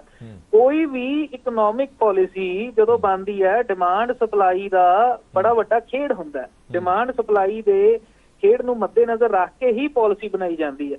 ਇਹਨਾਂ ਨੇ ਸਪਲਾਈ ਤਾਂ ਬੇਥਾ ਕਰਤੀ ਮਾਰਕੀਟ ਦੇ ਵਿੱਚ, ਇੰਗਲਿਸ਼ ਸ਼ਰਾਬ ਦਾ ਕੋਟਾ ਓਪਨ ਕਰਤਾ, ਉਹਦੇ ਤੇ ਕੋਈ ਉਹ ਨਹੀਂ ਲਾਇਆ। ਤੇ ਜਦੋਂ ਇਹਨਾਂ ਨੂੰ ਦਿਖਿਆ ਵੀ ਇਹ ਸਾਡੀ ਪਾਲਿਸੀ ਦੇ ਨਾਲ ਨੁਕਸਾਨ ਹੋਊਗਾ। ਜਿਵੇਂ ਹੁਣੇ ਫਿਰ ਐਡਵੋਕੇਟ ਸਾਹਿਬ ਨੇ ਜਿਵੇਂ ਆਪਣੇ ਪੁਆਇੰਟ ਦੇ ਵਿੱਚ ਦੱਸਿਆ ਵੀ ਹਰਿਆਣਾ, ਰਾਜਸਥਾਨ, ਹਿਮਾਚਲ, ਚੰਡੀਗੜ੍ਹ ਨੇ ਡੈਮੇਜ ਕਰਨਗੇ, ਤਾਂ ਹੁਣ ਇਹਨਾਂ ਨੇ ਕੀ ਕੀਤਾ, ਇੱਕ ਗੱਲ ਨਵੀਂ ਆ ਰਹੀ ਹੈ ਵੀ ਅਸੀਂ 135% ਦਾ ਸਲੈਬ ਲਾਵਾਂਗੇ ਇੰਗਲਿਸ਼ ਸ਼ਰਾਬ ਤੇ। ਪਹਿਲਾਂ ਜੋ ਪਾਲਿਸੀ ਦੇ ਵਿੱਚ ਓਪਨ ਲਿਖਿਆ, ਹੁਣ ਆਰਬਿਟਰੇਰੀਲੀ ਉਹਦੇ ਤੋਂ ਵਿਡਰਾਅ ਕਰ ਰਹੇ ਨੇ। ਹੁਣ ਇੱਥੋਂ ਸਿੱਧ ਹੁੰਦਾ ਹੈ ਇਹਨਾਂ ਨੂੰ ਖੁਦ ਪਤਾ ਸਾਡੀ ਪਾਲਿਸੀ ਫਲॉप ਹੈ। ਸਭ ਤੋਂ ਵੱਡਾ ਪ੍ਰਮਾਣ ਜੋ ਇਹਨਾਂ ਦੀ ਪਾਲਿਸੀ ਫਲॉप ਦਾ ਪਬਲਿਕ ਡੋਮੇਨ ਦੇ ਵਿੱਚ ਹੈਗਾ ਜੀ। ਇੱਕ ਪਾਸੇ ਤਾਂ ਦਿੱਲੀ ਸਰਕਾਰ ਚੀਕ ਕੇ ਕਹਿ ਰਹੀ ਹੈ ਵੀ ਇਹ ਸਾਡੀ ਪਾਲਿਸੀ ਜੀ ਬਿਲਕੁਲ ਸਹੀ ਹੈ, ਇਹਦੇ ਚ ਕਰਪਸ਼ਨ ਦਾ ਸਕੋਪ ਹੀ ਹੈ ਨਹੀਂ, ਅਸੀਂ ਤਾਂ ਵਾਧੂ ਰੈਵਨਿਊ ਲਿਆਵਾਂਗੇ। ਜੇ ਇੰਨੇ ਸੱਚੇ ਸੀ ਫਿਰ ਭੱਜ ਕਿਉਂ ਗਏ? ਜਦੋਂ ਪਰਚਾ ਦਰਜ ਹੋਇਆ ਤਾਂ ਪਾਲਿਸੀ ਵਾਪਸ ਕਿਉਂ ਲਈ? ਕੇਜਰੀਵਾਲ ਸਾਹਿਬ ਹਰ ਬੰਦੇ ਨੂੰ ਕਹਿੰਦੇ ਹੁੰਦੇ ਆ ਵੀ ਜੇ ਤੁਸੀਂ ਇਮਾਨਦਾਰ ਹੋ, ਜੇ ਤੁਸੀਂ ਕੋਈ ਘਪਲਾ ਨਹੀਂ ਕੀਤਾ ਤਾਂ ਤੁਸੀਂ ਖੁੱਲ ਕੇ ਜਨਤਾ ਦੀ ਕਚਹਿਰੀ ਦੇ ਵਿੱਚ ਆ ਜਾਓ, ਕੋਰਟ ਆਫ ਲਾਅ ਦੇ ਅੱਗੇ ਆ ਜਾਓ, ਆਪੇ ਕਾਨੂੰਨ ਆਪਦਾ ਫੈਸਲਾ ਕਰੂਗਾ। ਫਿਰ ਆਪ ਕਿਉਂ ਭੱਜ ਰਹੇ ਨੇ? ਸੋ ਬਰਾੜ ਸਾਹਿਬ ਤੁਸੀਂ ਵੀ ਹੁਣ ਸੀਬੀਆਈ ਦੀ ਡਿਮਾਂਡ ਕਰਦੇ ਹੋ ਕਿ ਇਸ ਪਾਲਿਸੀ ਦੀ ਵੀ ਸੀਬੀਆਈ ਜਾਂਚ ਹੋਣੀ ਚਾਹੀਦੀ ਹੈ? ਸਰ ਬਿਲਕੁਲ ਹੋਣੀ ਚਾਹੀਦੀ ਹੈ। ਮੇਰੇ ਕੁਝ ਸਵਾਲ ਨੇ। ਸਭ ਤੋਂ ਪਹਿਲਾਂ ਜਿਹੜੀਆਂ ਬਲੈਕ ਲਿਸਟਡ ਕੰਪਨੀਆਂ ਨੇ ਜਿਨ੍ਹਾਂ ਨੂੰ ਦਿੱਲੀ ਦੇ ਵਿੱਚ L1 ਦਿੱਤਾ ਗਿਆ, ਉਹਨਾਂ ਨੂੰ ਵੀ ਪੰਜਾਬ 'ਚ ਦਿੱਤਾ ਗਿਆ। ਫਿਰ ਕੁਝ ਹੋਰ 2 ਕੰਪਨੀਆਂ ਨੇ ਜਿਨ੍ਹਾਂ ਦਾ ਦਿੱਲੀ ਦੇ ਵਿੱਚ L1 ਸੀਗਾ, ਜਿਨ੍ਹਾਂ ਦਾ ਦਿੱਲੀ ਸੀਬੀਆਈ ਪਰਚਾ ਹੋ ਗਿਆ, ਬ੍ਰਿੰਡਕੋ ਤੇ ਅਨੰਤ ਵਾਈਨ, ਉਹਨਾਂ ਨੂੰ ਪੰਜਾਬ ਦੇ ਵਿੱਚ L1 ਦਿੱਤਾ ਗਿਆ। ਪਾਲਿਸੀ ਦੇ ਵਿੱਚ ਲਿਖਿਆ ਸੀ ਵੀ ਜਿਹੜਾ ਮੈਨੂਫੈਕਚਰਰ ਹੋਊਗਾ ਉਹਨੂੰ ਅਸੀਂ ਠੇਕੇ ਨਹੀਂ ਦੇਵਾਂਗੇ, ਔਰ ਇਹ ਤਾਂ ਕਿਤੇ ਵੀ ਨਹੀਂ ਮੰਨਿਆ ਗਿਆ। ਸਭ ਤੋਂ ਵੱਡਾ ਮੈਨੂਫੈਕਚਰਰ ਹੈ ਪੰਜਾਬ ਦੀ ਪਾਰਟੀ ਹੈ, ਸਭ ਤੋਂ ਵੱਡੇ ਮੈਨੂਫੈਕਚਰਰ ਨੇ, ਆਲ ਸੀਜ਼ਨ ਦਾਰੂ ਬਣਾਉਂਦੇ ਨੇ। ਪੂਰਾ ਦਾ ਪੂਰਾ ਮੁਕਤਸਰ ਡਿਸਟ੍ਰਿਕਟ ਉਹਨਾਂ ਦੇ ਕੋਲ ਹੈ। ਮੁਕਤਸਰ ਡਿਸਟ੍ਰਿਕਟ ਦਾ ਹਿਸਾਬ ਕੀ ਹਰਿਆਣੇ ਨਾਲ ਵੀ ਬਾਰਡਰ ਲੱਗਦਾ, ਰਾਜਸਥਾਨ ਨਾਲ ਵੀ ਲੱਗਦਾ। ਬਠਿੰਡਾ ਦਾ ਪੂਰਾ ਬਠਿੰਡਾ ਡਿਸਟ੍ਰਿਕਟ ਉਹਨਾਂ ਦੇ ਕੋਲ ਹੈ, ਜਿਹੜੇ ਆਲ ਸੀਜ਼ਨ ਦਾਰੂ ਦੀ ਡਿਸਟਿਲਰੀ ਦੇ ਮਾਲਕ ਨੇ। ਸੰਜੇ ਦੱਤ ਸਾਹਿਬ ਉਸ ਦਾਰੂ ਦੀ ਐਡ ਕਰਦੇ ਆ, ਟੈਲੀਵਿਜ਼ਨ ਤੇ ਐਡ ਆਉਂਦੀ ਰਹਿੰਦੀ ਹੈ, ਤੁਸੀਂ ਵੀ ਦੇਖੀ ਹੋਵੇਗੀ। ਤੇ ਉਸੇ ਹੀ ਫਰਮ ਨੂੰ ਦਿੱਲੀ ਦੇ ਵਿੱਚ ਵੀ ਇਹਨਾਂ ਨੇ ਫਾਇਦਾ ਦਿੱਤਾ। ਹੁਣ ਜਦੋਂ ਦਿੱਲੀ ਦੀ ਪਾਲਿਸੀ ਵਿਡਰਾਅ ਹੋ ਗਈ ਤਾਂ ਪੰਜਾਬ ਦੇ ਵਿੱਚ ਉਹਨਾਂ ਨੂੰ ਫਾਇਦਾ ਦਿੱਤਾ। ਅੰਡਰਸਟੈਂਡਿੰਗ ਕੀ? ਇੱਥੋਂ ਤੱਕ ਇਹਨਾਂ ਦੀ ਅੰਡਰਸਟੈਂਡਿੰਗ ਹੋਈ ਹੈ ਵੱਡੀਆਂ ਫਰਮਾਂ ਦੇ ਨਾਲ ਜਿਨ੍ਹਾਂ ਨੂੰ L1 ਦਿੱਤੇ ਨੇ। ਚਲੋ ਮੈਂ 1 ਮਿੰਟ ਵਾਪਸ ਆਣਾ ਮੈਂ ਤੁਹਾਡੇ ਕੋਲ। ਮੈਂ 1 ਮਿੰਟ ਆਇਆ ਕਲੇਰ ਸਾਹਿਬ ਤੋਂ ਇੱਕ ਛੋਟਾ ਜਿਹਾ ਰਿਐਕਸ਼ਨ ਲੈ ਦੇ ਵਿੱਚ ਸਾਥ ਦਿਓ ਜੀ। ਬਰਾੜ ਸਾਹਿਬ ਮੈਂ ਆਣਾ 1 ਮਿੰਟ ਤੁਹਾਡੇ ਕੋਲ। ਕਲੇਰ ਸਾਹਿਬ ਇੱਕ ਸਵਾਲ ਮੈਂ ਬਤੌਰ ਵਕੀਲ ਵੀ ਤੁਹਾਡੇ ਤੋਂ ਪੁੱਛਣਾ ਚਾਹਨਾ। ਇੱਕ ਕੰਪਨੀ ਹੈ, ਇੱਕ ਕੰਪਨੀ ਨੂੰ ਠੇਕਾ ਦਿੱਤਾ ਜਾਂਦਾ ਹੈ ਦਿੱਲੀ ਦੇ ਵਿੱਚ ਠੇਕਾ ਦਿੱਤਾ ਜਾਂਦਾ ਔਰ ਉਸ ਦੇ ਵਿੱਚ ਸੀਬੀਆਈ ਇਨਕੁਆਇਰੀ ਹੋ ਜਾਂਦੀ ਹੈ। ਸੀਬੀਆਈ ਇਨਕੁਆਇਰੀ ਦੌਰਾਨ ਉਸ ਕੰਪਨੀ ਦੇ ਉੱਤੇ ਪਰਚਾ ਦਰਜ ਹੋ ਜਾਂਦਾ ਕਿ ਹਾਂ ਇਹ ਵੀ ਸ਼ਾਮਲ ਨੇ। ਉਸੇ ਕੰਪਨੀ ਨੂੰ ਪੰਜਾਬ ਦੇ ਵਿੱਚ ਵੀ ਦਿੱਤਾ ਜਾਂਦਾ ਕਿ ਕਾਨੂੰਨੀ ਤੌਰ ਤੇ ਉਹ ਕੰਪਨੀ ਜਿਹੜੀ ਬਲੈਕ ਲਿਸਟਡ ਹੋਵੇ, ਉਹ ਕੰਪਨੀ ਜਿਸ ਤੇ ਪਰਚਾ ਦਰਜ ਕੀਤਾ ਹੋਵੇ, ਕਾਨੂੰਨੀ ਤੌਰ ਤੇ ਉਹ ਕੰਪਨੀ ਕਿਸੇ ਹੋਰ ਸੂਬੇ ਦੇ ਵਿੱਚ ਬਿਜ਼ਨਸ ਕਰ ਸਕਦੀ ਹੈ। ਮੈਂ ਹਰਪ੍ਰੀਤ ਜੀ ਤਾਂ ਹੀ ਇਹ ਗੱਲ ਕਹਿ ਰਿਹਾ ਕਿ ਜਿਹੜੀ ਦਿੱਲੀ ਤੇ ਪੰਜਾਬ ਦੀ ਪਾਲਿਸੀ ਹੈ, ਹੂਬਹੂ ਪਾਲਿਸੀ ਹੈ। ਉਹੀ ਬੰਦੇ ਦਿੱਲੀ ਬਣਾਉਣ ਵਾਲੇ ਨੇ, ਉਹੀ ਬੰਦੇ L1 ਲੈਣ ਵਾਲੇ ਨੇ। ਸੋ ਦਿੱਲੀ ਅਗਰ ਸੀਬੀਆਈ ਇਹਦੀ ਇਨਕੁਆਇਰੀ ਕਰ ਰਹੀ ਹੈ ਔਰ ਉੱਥੇ ਪਰਚਾ ਦਰਜ ਹੋਇਆ। ਹੁਣ ਫॉर ਸੇਕ ਤੁਸੀਂ ਆਪਾਂ ਗੱਲ ਕਰ ਲਈਏ ਬ੍ਰਿੰਡਕੋ ਦੀ, ਅਮਨ ਡਲ ਦੀ ਕੰਪਨੀ ਹੈ। ਇਹਦੇ ਬ੍ਰਾਂਡਸ ਕੀ ਨੇ ਜੀ? ਇਹਦੇ Jack Daniels, Black Dog, McDowell, Smirnoff, VAT 69, Antiquity, Johnnie Walker, Royal Challenge, Kingfisher. ਇਹ ਐਡੇ ਬ੍ਰਾਂਡਸ ਦੇ ਕੱਲਾ ਇੱਕ ਬੰਦਾ ਓਨਰਸ਼ਿਪ ਹੈ ਔਰ ਇਹ ਬੰਦੇ ਕੋਲੇ ਪੂਰੀ ਮੋਨੋਪੋਲੀ ਹੈ। ਔਰ ਦੂਸਰੀ ਹੈਗੀ ਅਨੰਤ ਵਾਈਨਸ, ਉਹਦੇ ਹੈਗੇ Chivas Regal, Royal Stag, Glenlivet, Imperial Blue, Ballantine, 100 Piper, Royal ਸੇ ਬਹੁਤ ਜ਼ਿਆਦਾ ਜੀ। ਸੋ ਇਹ 2 ਕੰਪਨੀਆਂ ਨੇ ਸਾਰੇ ਬਿਜ਼ਨਸ ਦੀ ਮੋਨੋਪੋਲੀ ਹੈ। ਸੋ ਅਗਰ ਦਿੱਲੀ ਦੇ ਵਿੱਚ ਸੀਬੀਆਈ ਇਹਨਾਂ ਤੇ ਪਰਚਾ ਦਿੰਦੀ ਹੈ, ਆਹੀ ਬੰਦਿਆਂ ਕੋਲੇ ਪੰਜਾਬ ਦੇ ਵਿੱਚ L1 ਹੈ। ਦੇਖੋ ਬਣਾਉਣ ਵਾਲਾ ਵੀ ਮਨੀਸ਼ ਸਿਸੋਦੀਆ, ਰਾਘਵ ਚੱਡਾ, ਕੇਜਰੀਵਾਲ, ਉਹੀ ਬੰਦੇ ਜਿਨ੍ਹਾਂ ਕੋਲੇ L1, ਉਹੀ ਬੰਦੇ। ਸੋ ਅਗਰ ਪੰਜਾਬ ਦੇ ਵਿੱਚ ਵੀ ਉਹੀ ਬੰਦੇ ਆਪਰੇਟ ਕਰ ਰਹੇ ਨੇ ਔਰ ਜਿਸ ਤਰੀਕੇ ਦੇ ਨਾਲ ਮੋਨੋਪੋਲਾਈਜ਼ ਕੀਤਾ, ਔਰ ਦਿੱਲੀ ਦੇ ਚ ਇਹਨਾਂ ਨੇ ਕੀ ਕੀਤਾ ਸੀ 6% ਤੋਂ 12% ਕਮਿਸ਼ਨ, 12% ਦੇ ਵਿੱਚ ਸਿੱਧਾ 6% ਦਾ ਕਿਕਬੈਕ ਇਹਨਾਂ ਨੇ ਰੱਖਿਆ ਹੋਇਆ ਕਿ 6% ਤੁਸੀਂ ਕੇਜਰੀਵਾਲ ਨੂੰ, ਰਾਘਵ ਚੱਡੇ ਨੂੰ, ਇਹਨਾਂ ਨੂੰ, ਆਮ ਆਦਮੀ ਪਾਰਟੀ ਨੂੰ ਵਾਪਸ ਦੇਣਾ। ਔਰ ਪੰਜਾਬ ਦੇ ਵਿੱਚ 5 ਤੋਂ 10% ਕੀਤਾ, ਉਹ 5% ਦਾ ਕਿਕਬੈਕ ਹੈ। ਸੋ ਕਿਤੇ ਨਾ ਕਿਤੇ ਇਹਦੀ ਡਿਟੇਲਡ ਇਨਕੁਆਇਰੀ ਹੋਣੀ ਚਾਹੀਦੀ ਹੈ ਔਰ ਪਰਚੇ ਦਰਜ ਹੋਣੇ ਚਾਹੀਦੇ ਆ ਲੋਕਾਂ ਤੇ। ਬਹੁਤ ਵੱਡੇ ਲੈਵਲ ਤੇ ਹਰਪ੍ਰੀਤ ਜੀ ਇਹ ਫਰਾਡ ਹੋ ਰਿਹਾ ਪੰਜਾਬ ਦੀ ਜਨਤਾ ਦੇ ਨਾਲ। ਠੀਕ ਹੈ, ਸਾਡੇ ਨਾਲ ਇੱਕ ਹੋਰ ਖਾਸ ਮਹਿਮਾਨ ਜੁੜ ਗਏ ਨੇ, ਬੀਜੇਪੀ ਦੇ ਆਗੂ ਨੇ ਮਨਜਿੰਦਰ ਸਿੰਘ ਸਿਰਸਾ। ਸਿਰਸਾ ਸਾਹਿਬ ਮੇਰੀ ਆਵਾਜ਼ ਆ ਰਹੀ ਹੈ ਤੁਹਾਨੂੰ? ਜੀ ਬਿਲਕੁਲ ਆ ਰਹੀ ਜੀ। ਸਿਰਸਾ ਸਾਹਿਬ ਤੁਹਾਨੂੰ ਵੀ ਯਾਦ ਹੋਏਗਾ, ਮੈਨੂੰ ਤਾਂ ਚੰਗੀ ਤਰ੍ਹਾਂ ਯਾਦ ਹੈ ਕਿ ਲਾਸਟ ਜਦੋਂ ਡਿਬੇਟ ਹੋਈ ਸੀ ਉਦੋਂ ਫੋਨ ਲਿਆ ਸੀ, ਤੁਸੀਂ ਇਹ ਦਾਅਵਾ ਕੀਤਾ ਸੀਗਾ ਕਿ ਸੀਬੀਆਈ ਚੁੱਕ ਕੇ ਲੈ ਜਾਏਗੀ ਔਰ ਲਗਭਗ ਉਦਾਂ ਦਾ ਹੀ ਸਿਨੈਰੀਓ ਬਣਦਾ ਜਾ ਰਿਹਾ। ਦਿੱਲੀ ਦੇ ਵਿੱਚ ਤਾਂ ਹੋ ਗਿਆ ਔਰ ਡਿਮਾਂਡ ਹੁਣ ਪੰਜਾਬ ਦੇ ਵਿੱਚ ਵੀ ਕੀਤੀ ਜਾ ਰਹੀ ਹੈ। ਅਗਲੀ ਵੀ ਕੋਈ ਕਰਨੀ ਹੈ ਕਿ ਮੈਂ ਪੁਰਾਣੀ ਗੱਲ ਸੀ ਅੱਜ ਵਾਲੀ ਦੱਸੀ। ਚਲੋ ਅੱਜ ਵਾਲੀ ਵੀ ਦੱਸ ਦਿਓ, ਕੋਈ ਆਪਣੀ ਪ੍ਰੈਡਿਕਸ਼ਨ ਦੱਸ ਦਿਓ ਫਿਰ। ਇਸੇ ਕੇਸ ਦੇ ਅੰਦਰ ਈਡੀ ਜਿਹੜੀ ਆ ਇਹਨਾਂ ਦੋਵਾਂ ਨੂੰ ਅਰੈਸਟ ਕਰੂਗੀ। ਇਸੇ ਕੇਸ, ਪੰਜਾਬ ਦੇ ਕੇਸ ਅੰਦਰ ਵੀ ਇਸੇ ਕੇਸ ਅੰਦਰ ਜਿਹੜਾ ਦਿੱਲੀ ਰਜਿਸਟਰ ਹੋਇਆ ਹੈ, ਇਸੇ ਕੇਸ 'ਚ ਦੋਵੇਂ ਲੋਕ ਅਰੈਸਟ ਹੋਣਗੇ। ਸਿਰਸਾ ਸਾਹਿਬ ਮੇਰਾ ਇੱਕ ਸਵਾਲ ਹੈ, ਮੇਰਾ ਇੱਕ ਸਿੰਪਲ ਜਿਹਾ ਸਵਾਲ ਹੈ, ਛੋਟਾ ਜਿਹਾ। ਸਾਰੇ ਸਵਾਲਾਂ ਜਵਾਬ ਆ ਜਾਣਗੇ, ਮੇਰੇ ਜੀ ਬੇਨਤੀ ਸੁਣੋ। ਜੀ ਜੀ ਕੇਸ ਆ ਨਾ ਇੰਪੋਰਟੈਂਟ, ਹਾਂਜੀ ਬੋਲੋ ਬੋਲੋ। ਇਹ ਜਿਹੜੇ ਦੋ ਲੋਕ ਨੇ, ਇੱਕ ਬ੍ਰਿੰਡਕੋ ਕੰਪਨੀ ਜੀ ਜਿਹਦੇ ਅੰਦਰ ਅਮਨ ਢੱਲ ਔਰ ਉਹਦੇ ਦੂਸਰੇ ਬਰਿੰਦਰ ਸਿੰਘ ਢਾਲਿਆ ਜੀ, ਔਰ ਦੂਸਰੀ ਅਨੰਤ ਵਾਈਨਸ ਜਿਹੜੀ ਹੈ ਜੀ। ਇੱਥੇ ਪੰਜਾਬ ਦੀ। ਹਾਂਜੀ, ਅਨੰਤ ਵਾਈਨਸ ਵੀ ਬਲੈਕ ਲਿਸਟਡ ਕੰਪਨੀ ਹੈ ਔਰ ਬ੍ਰਿੰਡਕੋ ਤੇ ਹੁਣੇ ਸੀਬੀਆਈ ਦਾ ਮੁਕੱਦਮਾ ਦਰਜ ਹੋਇਆ ਹੈ। ਬ੍ਰਿੰਡਕੋ ਦੇ ਕੋਲ ਪੰਜਾਬ ਦਾ ਕੰਮ ਆ, ਬ੍ਰਿੰਡਕੋ ਕੋਲ ਦਿੱਲੀ ਦਾ ਕੰਮ ਆ। ਬ੍ਰਿੰਡਕੋ ਨੇ ਇਹ ਪਾਲਿਸੀ ਬਣਵਾਈ ਆ। ਠੀਕ ਹੈ। ਇਹ ਪਾਲਿਸੀ ਬ੍ਰਿੰਡਕੋ ਨੇ, ਅਗਰ ਤੁਹਾਨੂੰ ਯਾਦ ਹੋਵੇ, ਸਭ ਤੋਂ ਪਹਿਲੀ ਪ੍ਰੈਸ ਕਾਨਫਰੰਸ ਮੈਂ ਦੱਸਿਆ ਸੀ ਕਿ ਪਾਲਿਸੀ ਇਹਨਾਂ ਲੋਕਾਂ ਨੇ ਬਣਵਾਈ, ਬ੍ਰਿੰਡਕੋ ਨੇ ਬਣਵਾਈ। ਬ੍ਰਿੰਡਕੋ ਨੇ ਪਾਲਿਸੀ ਬਣਵਾਈ ਉੱਥੇ 12% ਦੇ ਹਿਸਾਬ ਨਾਲ। ਜਦੋਂ ਰੌਲਾ ਪੈ ਗਿਆ ਇਹਨਾਂ ਨੇ ਪੰਜਾਬ 'ਚ 10% ਕਰਤਾ ਉਹਨੂੰ। ਠੀਕ ਹੈ। ਅੱਜ ਸਭ ਤੋਂ ਵੱਡਾ ਕਪਲਾ ਇਹੀ ਆ ਕਿ ਜੇ ਪੰਜਾਬ 'ਚ ਦਿੱਲੀ 'ਚ 12% ਤੇ ਪੰਜਾਬ 'ਚ 10% ਕਿਉਂ? ਆਪਣਾ ਤੇ ਸਮਝਾ ਦਿਓ। 2% ਸਰਕਾਰਾਂ ਇੱਕੋ। ਫਿਰ ਦੂਜੀ ਗੱਲ, ਇਹਦੀ ਪਾਲਿਸੀ ਜਿਹੜੀ ਆ, ਤੁਹਾਨੂੰ ਪਿਛਲੀ ਪ੍ਰੈਸ ਕਾਨਫਰੰਸ ਵਿੱਚ ਦੱਸਿਆ ਸੀ, ਇਹ ਪਾਲਿਸੀ ਜਿਹੜੀ ਬਣੀ ਆ ਦਿੱਲੀ 'ਚ ਬੈ ਕੇ ਮਨੀਸ਼ ਸਿਸੋਦੀਆ ਦੇ ਘਰ ਬੈਠ ਕੇ। ਇਸ ਪਾਲਿਸੀ ਦੇ ਅੰਦਰ ਸਭ ਤੋਂ ਜਿਹੜਾ ਪੈਸੇ ਦਾ ਲੈਣ ਦੇਣ ਕੀਤਾ ਉਹ ਰਾਘਵ ਚੱਡੇ ਨੇ ਕੀਤਾ, ਔਰ ਪੈਸੇ ਦਾ ਲੈਣ ਦੇਣ ਜਿਹੜਾ ਰਾਘਵ ਚੱਡੇ ਨੇ ਕੀਤਾ ਉਹ ਚੰਡੀਗੜ੍ਹ 'ਚ ਕੀਤਾ। ਹਾਇਤ ਹੋਟਲ ਦੇ ਅੰਦਰ ਸਾਰੀਆਂ ਮੀਟਿੰਗਾਂ ਹੁੰਦੀਆਂ ਰਹੀਆਂ ਨੇ ਔਰ ਇਹ 50 ਨੰਬਰ ਕੋਠੀ 'ਚ ਬੈਠ ਕੇ ਪੈਸੇ ਦਾ ਲੈਣ ਦੇਣ ਹੋਇਆ। ਜੀ ਜੀ ਜੀ। तो जुरिडिक्शन सीबीआई ਦੀ ਹੋ ਗਿਆ। ਮੈਂ ਸਮਝ ਗਿਆ ਤੁਹਾਡੀ ਗੱਲ। ਸਿਰਸਾ ਸਾਹਿਬ, ਵਾਰ-ਵਾਰ ਇਹ ਇਲਜ਼ਾਮ ਜ਼ਰੂਰ ਲਾਏ ਜਾਂਦੇ ਨੇ ਤੁਹਾਡੀ ਪਾਰਟੀ ਤੇ ਕਿ ਕੱਟੜ ਇਮਾਨਦਾਰ ਬੰਦੇ ਤੁਹਾਡੇ ਤੋਂ ਦੇਖੇ ਨਹੀਂ ਜਾਂਦੇ, ਇਸ ਕਰਕੇ ਇਦਾਂ ਦੀਆਂ ਕਾਰਵਾਈਆਂ ਕੀਤੀਆਂ ਜਾ ਰਹੀਆਂ ਨੇ। ਭਾਵੇਂ ਨਿਸ਼ਾਨਾ ਦਿੱਲੀ ਹੈ, ਅਗਲਾ ਨਿਸ਼ਾਨਾ ਪੰਜਾਬ ਬਣਾਓ। ਨਹੀਂ, ਸਾਡੇ ਤੋਂ ਦੇਖੇ ਜਾ ਰਹੇ, ਪਬਲਿਕ ਤੋਂ ਨਹੀਂ ਦੇਖੇ ਜਾ ਰਹੇ। ਪਬਲਿਕ ਇਸ ਗੱਲ ਤੇ ਬੜਾ ਪਰੇਸ਼ਾਨ ਆ ਵੀ ਹੈਗੇ ਡਾਕੂ ਨੇ, ਹੈਗੇ ਲੁਟੇਰੇ ਨੇ। ਐਡੇ ਵੱਡੇ ਲੁਟੇਰੇ ਤੇ ਕਦੀ ਕਿਸੇ ਨੇ ਦੇਖੇ ਹੀ ਨਹੀਂ ਜਿੰਨੇ ਵੱਡੇ ਲੁਟੇਰੇ ਆਏ ਨੇ। ਬਈ ਟਿਕਟ ਤੋਂ ਲੈ ਕੇ ਕਾਉਂਸਲਰ ਦੀ ਟਿਕਟ ਤੋਂ ਲੈ ਕੇ ਰਾਜ ਸਭਾ ਤੱਕ ਵੇਚਣ ਵਾਲੇ ਲੋਕ ਤੇ ਇਮਾਨਦਾਰੀ ਦਾ ਚੋਲਾ ਪਾ ਰੱਖਿਆ ਹੈ। ਹੁਣ ਜਦੋਂ ਇਮਾਨਦਾਰੀ ਦਾ ਚੋਲਾ ਉੱਤਰ ਗਿਆ ਹੈ ਤੇ ਕੱਲ ਤੇ ਰੌਲਾ ਪਾਇਆ ਸਾਡਾ ਐਮਐਲਏ ਖਰੀਦ ਰਹੇ ਨੇ, ਸਾਡਾ ਐਮਐਲਏ ਖਰੀਦ ਰਹੇ ਨੇ। ਅਰੇ ਕੌਣ ਖਰੀਦ ਰਿਹਾ, ਨਾਮ ਤੇ ਦੱਸ ਦਿਓ। ਨਾਮ ਨਹੀਂ ਦੱਸਾਂਗੇ ਅਸੀਂ। ਨਾ ਜੀ, ਸਾਨੂੰ ਨਾਮ ਨਾ ਪੁੱਛੋ ਤੁਸੀਂ। ਅੱਛਾ, ਫੇਰ ਸਾਡੀ ਸਰਕਾਰ ਗਿਰਾ ਕੇ ਸਾਨੂੰ ਸੀਐਮ ਬਣਾ ਰਹੇ ਮਨੀਸ਼ ਸਿਸੋਦੀਆ ਨੂੰ। ਬਈ ਕੌਣ ਬਣਾ ਰਿਹਾ ਉਹਦਾ ਨਾਮ? ਨਹੀਂ, ਨਾਮ ਨਹੀਂ ਦੱਸਾਂਗੇ ਅਸੀਂ, ਤੁਹਾਡੇ ਤੋਂ ਨਾਮ ਨਾ ਪੁੱਛੋ। ਬਈ ਤੁਸੀਂ ਤੇ ਇਮਾਨਦਾਰ ਜੇ, ਨਾਮ ਤੇ ਦੱਸ ਦਿਓ ਤੁਹਾਡੀ ਸਰਕਾਰ ਕੌਣ ਗਿਰਾਉਣਾ ਚਾਹੁੰਦਾ, ਤਾਂ ਨਾਮ ਤੇ ਦੱਸ ਦਿਓ। ਤੁਹਾਨੂੰ ਕਿੰਨੇ ਆਫਰ ਕੀਤਾ ਸੀ ਮਨੀਸ਼ ਸਿਸੋਦੀਆ ਨੂੰ ਸੀਐਮ ਬਣਨ ਦਾ? ਕਿੰਨੇ ਆਫਰ ਕੀਤਾ ਹੈ? ਠੀਕ ਹੈ। ਨਹੀਂ ਜੀ, ਸਾਨੂੰ ਸੁਪਨਾ ਆਇਆ ਸੀ ਰਾਤੀ। ਅੱਛਾ, ਚਲੋ ਇੱਕ ਛੋਟਾ ਜਿਹਾ ਸਵਾਲ, ਕੀ ਹੁਣ ਸੀਬੀਆਈ ਜਾਂਚ ਜਿਹੜੀ ਹੈ ਇਸ ਪੰਜਾਬ ਦੀ ਪਾਲਿਸੀ ਤੇ ਵੀ ਹੋਏਗੀ? 100% ਹੋਈ। ਮੈਂ ਤੁਹਾਨੂੰ ਦੱਸਦਾ, ਅਰੈਸਟ ਹੋਣਗੇ ਇਸ ਕੇਸ ਅੰਦਰ। ਈਡੀ ਅਰੈਸਟ ਕੇਸ ਤਾਂ ਸੇਮ ਆਣਾ ਜੀ, ਤੁਸੀਂ ਗੱਲ ਸਮਝੋ। ਮੈਂ ਸਮਝ ਗਿਆ, ਸ਼ਰਾਬ ਘੁਟਾਲਾ ਸੇਮ ਆ। ਨਹੀਂ, ਘੁਟਾਲਾ ਸੇਮ ਆ। ਮੇਰੀ ਗੱਲ ਸਮਝੋ, ਇੱਕ ਗੈਂਗ ਬੈਠਾ ਜੀ, ਉਸ ਗੈਂਗ ਨੇ ਪਹਿਲਾਂ ਤੈਅ ਕੀਤਾ ਕਿ ਆਪਾਂ ਵਾਲਾ ਬੈਂਕ ਲੁੱਟ ਲਿਆ, ਹੁਣ ਆਪਾਂ ਫਲਾਣੇ ਸਟੇਟ ਦਾ ਬੈਂਕ ਲੁੱਟਦੇ ਆ। ਉਹਦੇ ਵਾਸਤੇ ਦੋ ਪੁਲਿਸ ਨੂੰ ਇਨਵੋਲਵ ਹੋਣ ਦੀ ਲੋੜ ਨਹੀਂ ਹੈਗੀ, ਇੱਕੋ ਪੁਲਿਸ ਇਨਵੋਲਵ ਹੋਈ ਬਹੁਤ ਆ। ਜਿਹੜਾ ਘੁਟਾਲਾ ਹੋਇਆ ਹੈ ਇਹਦੇ ਚ ਈਡੀ ਇਨਵੈਸਟੀਗੇਸ਼ਨ ਕਰੂਗੀ। ਜਿੱਦਣ ਇਸੇ ਇਨਵੈਸਟੀਗੇਸ਼ਨ ਦੇ ਤਹਿਤ ਜਿਨ੍ਹਾਂ ਨੇ ਪੈਸੇ ਲਏ ਨੇ ਔਰ ਦਿੱਤੇ ਨੇ ਅਰੈਸਟ ਹੋ ਜਾਣਗੇ। Very clear. ਚਲੋ, ਕੋਈ ਰੋਕ ਹੀ ਨਹੀਂ ਸਕਦਾ।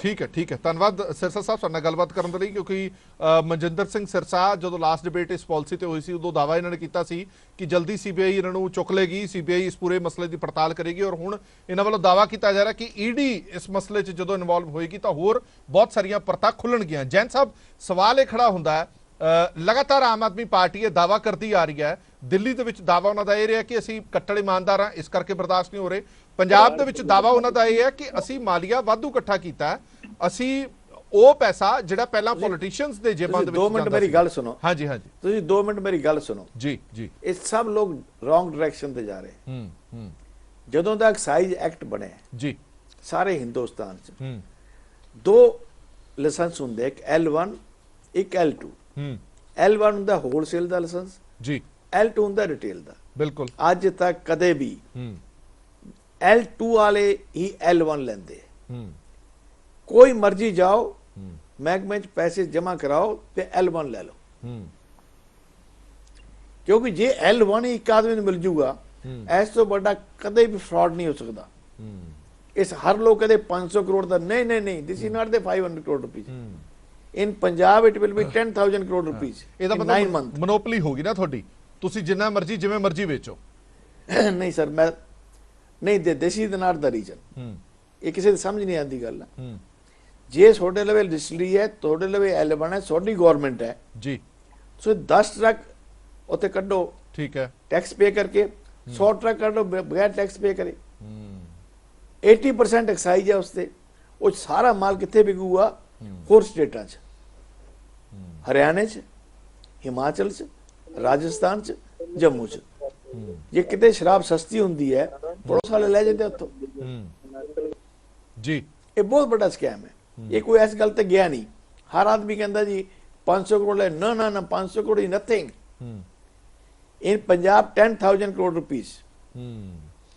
ਅੱਛਾ, ਮੈਨੂੰ ਇੱਕ ਜੈਨ ਸਾਹਿਬ ਹੁਣ It is ਕਾਨੂੰਨੀ very clear. ਕਾਰਵਾਈ ਦੱਸੋ। ਆਪਾਂ ਸੀਬੀਆਈ ਈਡੀ ਨੂੰ ਸਾਈਡਲਾਈਨ ਜੇ ਕਰ ਦਈਏ, ਇਸ ਤੋਂ ਇਲਾਵਾ ਤੁਸੀਂ ਕਹਿ ਰਹੇ ਹੋ ਕਿ ਇਸ ਮਸਲਾ ਹਾਈ ਕੋਰਟ ਦੇ ਵਿੱਚ ਤੁਸੀਂ ਲੈ ਕੇ ਗਏ ਹੋ, ਇਹ ਕਾਨੂੰਨੀ ਚਾਰਾਜੋਈ ਕਿੱਥੇ ਜਾ ਕੇ ਸਟੈਂਡ ਨਹੀਂ, ਕਰਦੀ ਹਾਈ ਕੋਰਟ 'ਚ ਤਾਂ ਪਿਆ ਜੀ, ਪਰ ਨਹੀਂ, ਹਾਈ ਕੋਰਟ 'ਚ ਤਾਂ ਪਿਆ। ਸਾਡੇ ਗਵਰਨਰ ਪੰਜਾਬ ਨੂੰ ਇੱਕਦਮ ਇੱਕ ਐਕਸ਼ਨ ਲੈਣਾ ਚਾਹੀਦਾ ਹੈ। ਗਵਰਨਰ ਪੰਜਾਬ ਨੂੰ, ਜੀ ਜਿਹੜਾ ਐਕਸਾਈਜ਼ ਐਂਡ ਟੈਕਸ ਕਮਿਸ਼ਨਰ ਹੈ ਤੇ ਐਫਸੀਟੀ ਹੈ, ਜੀ ਦੋਨੋਂ ਨੂੰ ਸਸਪੈਂਡ ਕਰ ਦੇਣਾ ਚਾਹੀਦਾ ਦਿੱਲੀ ਵਾਂਗੂ। He should take an action against them. They are the basic persons who have spoiled all these things. They are signing, and the Chief Minister of Punjab, what is he doing? ਬਿਲਕੁਲ Whatever the Delhi will say, he will say yes. He is the Chief Minister of Punjab. He is not. Now who is running the Punjab? You know better. One person from Delhi is sitting here. He is running whole of the Punjab. And the Chief Minister put a question, please show me the file. That's all. ਬਿਲਕੁਲ ਠੀਕ ਹੈ। He is the final authority. ਜੀ ਜੀ ਜੈਨ ਸਾਹਿਬ, ਇੱਕ ਛੋਟਾ ਜਿਹਾ ਮੇਰਾ What ਸਵਾਲ is ਹੋਰ ਹੈ। happening in ਇੱਕ Punjab? ਸਵਾਲ ਮੇਰਾ ਛੋਟਾ ਜਿਹਾ ਹੋਰ ਹੈ ਕਿ ਕਿਸੇ ਸਟੇਟ ਦੀ ਪਾਲਿਸੀ ਕਿਸੇ ਹੋਰ ਸੂਬੇ 'ਚ ਜਾ ਕੇ ਜਾਂ ਯੂਟੀ 'ਚ ਜਾ ਕੇ ਬਣ ਸਕਦੀ ਹੈ? ਕਿਉਂਕਿ ਐਲੀਗੇਸ਼ਨ ਲਾਏ ਜਾ ਰਹੇ ਨੇ ਕਿ ਦਿੱਲੀ ਦੇ ਵਿੱਚ ਬੈਠ ਕੇ ਇਹ ਪਾਲਿਸੀ ਬਣੀ ਹੈ। ਨੌਲੇਜ ਸ਼ੇਅਰਿੰਗ ਇਹਨਾਂ ਦਾ ਐਗਰੀਮੈਂਟ ਵੀ ਹੋਇਆ ਪੰਜਾਬ not ਤੇ a Delhi the. policy. I am surprised. Everybody say this is policy. Excise Act says, liquor license rule says, L1, any L2. If you have a 20 L2, you can go and get the L1. From the date the Excise Act came in whole of the country. Because they are very smart. Delhi person. They have made such a thing which is not understandable to anybody. Everybody says 500, no. ਠੀਕ ਹੈ। From Delhi they have earned it. ਹਾਂ They have spent in Punjab. From Punjab they are earning it. Gujarat Now they are spending in Gujarat. Then 224 election they will spend it. ਠੀਕ ਹੈ। ਇੱਕ minute Jain ਸਾਹਿਬ, ਮੈਂ ਆਇਆ ਤੁਹਾਡੇ ਕੋਲ The governor of Punjab is to take the action. Jain ਸਾਹਿਬ ਕਹਿ ਰਹੇ ਨੇ, ਉਹ ਇਹ ਕਹਿ ਰਹੇ ਨੇ ਕਿ ਇਹ 500 ਕਰੋੜ ਦਾ ਨਹੀਂ 10,000 ਕਰੋੜ ਦਾ ਘਟਾਲਾ ਹੈਗਾ ਔਰ ਇਹ ਪਾਲਿਸੀ ਹੈ ਹੀ ਨਹੀਂ ਹੈ। ਜੋ ਇਹਨਾਂ ਦਾ ਦਾਵਾ ਹੈਗਾ ਵੀ ਇਹ ਪਾਲਿਸੀ ਤਾਂ ਹੈ ਹੀ ਨਹੀਂ ਹੈ। ਇਸ ਪਾਲਿਸੀ ਨੂੰ ਕਹਿ ਰਹੇ ਹਾਂ ਅਸੀਂ ਕਿਉਂਕਿ L2 ਵਾਲਾ L1 ਦੇ ਲਾਇਸੈਂਸ ਲੈ ਸਕਦਾ, ਪਰ ਹੁਣ ਇੱਥੇ ਮੋਨੋਪੋਲੀ ਬਣਾ ਦਿੱਤੀ ਗਈ ਹੈ, ਜਿਸ ਦੇ ਕਾਰਨ ਹੁਣ L2 ਵਾਲੇ ਇਹ L1 ਦੇ ਜਿਹੜੇ ਲਾਇਸੈਂਸ ਨੇ ਉਹ ਨਹੀਂ ਲੈ ਸਕਦੇ। ਬਰਾੜ ਸਾਹਿਬ, ਮੈਨੂੰ ਇੱਕ ਛੋਟੀ ਜਿਹੀ ਗੱਲ ਦੱਸੋਗੇ ਕਿ ਛੋਟੇ ਕਾਰੋਬਾਰੀ ਨੇ, ਜਿਹੜੇ ਸ਼ਰਾਬ ਦੇ ਛੋਟੇ ਕਾਰੋਬਾਰੀ ਨੇ, ਉਹਨਾਂ ਨੂੰ ਕਿਸ ਤਰ੍ਹਾਂ ਦਾ ਨੁਕਸਾਨ ਹੋਇਆ? ਕਿਉਂਕਿ ਤੁਹਾਡੇ ਕੋਲ ਜੇ L2 ਪਹਿਲਾਂ ਸੀ, L2 ਤਾਂ ਹਲੇ ਵੀ ਕਹਿੰਦੇ ਨੇ ਕਿ ਛੋਟੇ ਸ਼ਰਾਬ ਦੇ ਕਾਰੋਬਾਰੀਆਂ ਦੇ ਕੋਲ ਹੀ ਹੈ, ਫਿਰ ਨੁਕਸਾਨ ਕਿੱਥੇ ਹੈ? ਬਰਾੜ ਸਾਹਿਬ, ਆਵਾਜ਼ ਆ ਰਹੀ ਹੈ ਮੇਰੀ? ਜੀ ਮੈਨੂੰ ਆਵਾਜ਼ ਆ ਰਹੀ ਹੈ ਹਰਪ੍ਰੀਤ ਜੀ, ਮੇਰੀ ਆਵਾਜ਼ ਆ ਰਹੀ ਹੈ? ਹਾਂਜੀ ਹਾਂਜੀ, ਬੋਲੋ ਜੀ ਬੋਲੋ। ਜਿਹੜੀ ਸਰ L1 ਛੋਟੇ ਕਾਰੋਬਾਰੀਆਂ ਨੂੰ ਨੁਕਸਾਨ ਦੀ ਗੱਲ ਹੈ ਨਾ, ਉਹਦੇ ਸਿੰਪਲ ਗਣਿਤ ਇਹ ਹੈ ਵੀ ਜਿਹੜੀਆਂ ਇਹਨਾਂ ਨੇ ਕੰਡੀਸ਼ਨ ਰੱਖੀਆਂ ਵੀ 30 ਕਰੋੜ ਦੀ ਟਰਨਓਵਰ ਪਿਛਲੇ 3 ਸਾਲਾਂ 'ਚ ਔਰ 4 ਕਰੋੜ ਸਿਕਿਉਰਿਟੀ ਰੱਖੀ ਹੈ ਨਾਲ। 4 ਕਰੋੜ ਰੁਪਇਆ ਸਰਕਾਰ ਕੋਲੇ ਜਮ੍ਹਾਂ ਕਰਾ ਦੇਣਾ, ਜਿਹਦੇ ਤੇ ਕੋਈ ਇੰਟਰਸਟ ਕੁਝ ਨਹੀਂ ਮਿਲਣਾ, ਉਹ ਇੱਕ ਐਜ਼ ਅ ਸਿਕਿਉਰਿਟੀ। ਹਾਂਜੀ, ਔਰ ਇਹ ਕਿਹੜੇ ਛੋਟੇ ਕਾਰੋਬਾਰੀ ਕੋਲ ਇੰਨੇ ਪੈਸੇ ਹੁੰਦੇ ਆ ਜੀ, ਦੱਸੋ ਮੈਨੂੰ? ਪਹਿਲਾਂ ਹੁੰਦਾ ਸੀ ਜਿਹਦੇ ਕੋਲੇ L2 ਹੁੰਦੇ ਸੀ, ਜਿਵੇਂ ਮੇਰੇ ਫਿਰ ਸਤਿਕਾਰਯੋਗ ਐਡਵੋਕੇਟ ਸਾਹਿਬ ਮੋਹਨ ਜੈਨ ਸਾਹਿਬ ਦੱਸ ਰਹੇ ਸੀ ਵੀ ਜਿਹਦੇ ਕੋਲ L2 ਸੀ ਐਜ਼ ਪਰ ਐਕਸਾਈਜ਼ ਐਕਟ, ਉਹੀ L1 ਲੈ ਸਕਦੇ ਆ। ਬਿਲਕੁਲ ਦਰੁਸਤ ਗੱਲ ਹੈ।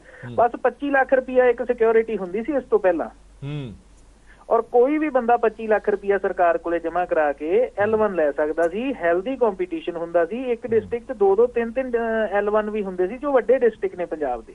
ਬਟ ਹੁਣ ਇਹਨਾਂ ਨੇ ਇੱਕ ਸੁਪਰ L1 ਦੇਤਾ, ਔਰ ਸੁਪਰ L1 ਦੇਤਾ ਬ੍ਰਿੰਡਕੋ ਨੂੰ, ਦੂਸਰਾ ਦੇਤਾ ਅਨੰਤ ਵਾਈਨ ਨੂੰ। ਉਹ ਅੱਗੇ ਕੇਜਰੀਵਾਲ ਸਾਹਿਬ ਨੇ ਇਹਨਾਂ ਤੋਂ ਵਸੂਲੀ ਕੀਤੀ, ਇਹ ਅੱਗੇ ਲੋਕਾਂ ਤੋਂ ਵਸੂਲੀ ਕਰ ਰਹੇ ਨੇ। ਉਹਨਾਂ ਨੂੰ ਅੱਗੇ ਛੋਟੇ ਡਿਸਟ੍ਰੀਬਿਊਟਰ ਬਣਾ ਰਹੇ ਨੇ ਡਿਸਟ੍ਰਿਕਟ ਦੇ ਵਿੱਚ, ਸਬ ਡਿਸਟ੍ਰੀਬਿਊਟਰ ਆਪਣੇ ਥੱਲੇ, ਜੋ ਚੀਜ਼ ਕਾਨੂੰਨ ਦੇ ਵਿੱਚ ਹੈ ਹੀ ਨਹੀਂ। ਇਲੀਗਲ ਗੱਲ ਫੇਰ ਇਹ ਅੱਗੇ ਕਰ ਰਹੇ ਨੇ, ਜਿਹਦੇ ਵੱਲ ਹਜੇ ਕਿਸੇ ਨੇ ਧਿਆਨ ਨਹੀਂ ਦਿੱਤਾ। ਇਹ ਇੱਕ ਬੰਦਾ, ਤੁਸੀਂ ਮੈਨੂੰ ਇੱਕ ਪ੍ਰੈਕਟੀਕਲੀ ਦੱਸੋ ਹਰਪ੍ਰੀਤ ਜੀ, ਵੀ ਇੱਕ ਜਗ੍ਹਾ ਤੇ ਆਪਾਂ ਇੱਕ L1 ਗਡਾਊਨ ਲੈ ਲਿਆ, ਕਿ ਸਾਰਾ ਪੰਜਾਬ ਉੱਥੇ ਆਇਆ ਕਰੂਗਾ ਦਾਰੂ ਲੈਣ? ਫਿਰ ਇਹਨਾਂ ਨੇ ਥੱਲੇ ਸਬ ਡਿਸਟ੍ਰੀਬਿਊਟਰ ਬਣਾ ਰਹੇ ਨੇ, ਜੋ ਕਾਨੂੰਨ ਦੇ ਵਿੱਚ ਹੀ ਹੈ ਨਹੀਂ।